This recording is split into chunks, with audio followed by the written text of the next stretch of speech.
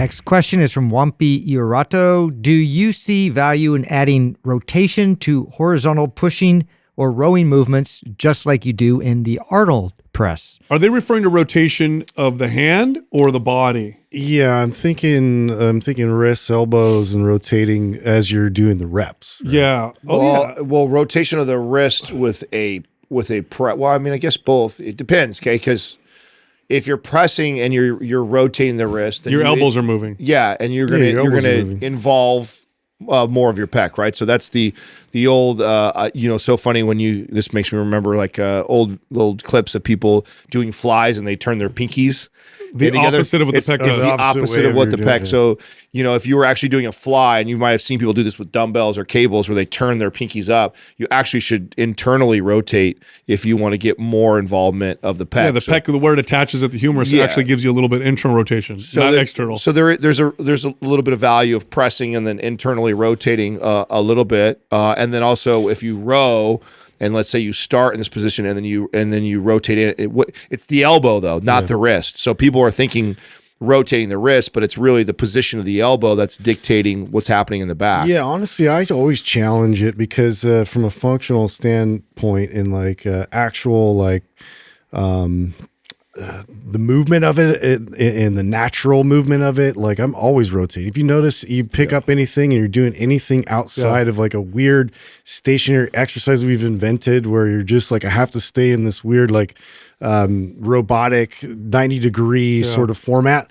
It's just not natural. So for me, I've always just added little hints of rotation because it helps to kind of disperse the stress. I don't get a lot of that into my joint as much. Yeah. And so from that aspect, like I always prefer it, but I understand it from like a muscle activation and a bodybuilder focus of what you're to support your argument, throw a punch. Nobody throws a punch. Who throws a punch like this or throws a punch like this? Everything is rotation. Everything has got a rotation to it. Reach out as far as you can in front of your body, and you'll naturally pronate your hand. When you pull back and rotate your palm so that it's neutral, you'll get a little bit more range of motion as well. So it just it works with your natural movement. And then equipment. If you're pressing dumbbells and you want to get a real deep press, you might need to rotate just so you don't hit yourself with the dumbbell. Right? Same thing with a row. You're not going to hit yourself with a dumbbell, so you might want to rotate it. Does that play a role? Sure. Where this goes wrong is the influencer or fitness trainer that's trying to make the case for targeting a part of the muscle. They oversell it, don't they? Yeah, and it's I think Justin's argument is the best argument for it, which is that it's there's naturally, if you push and pull, there's a natural rotation that you naturally want to do, and following that path makes a lot of sense. And so for those reasons, then it has value.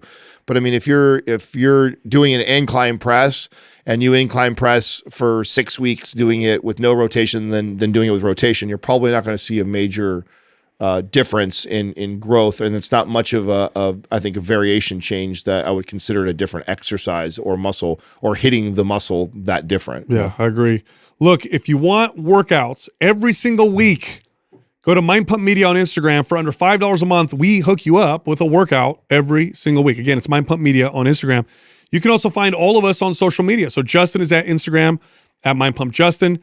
You can find me at Mind Pump DeStefano, and you can find Adam at Mind Pump Adam.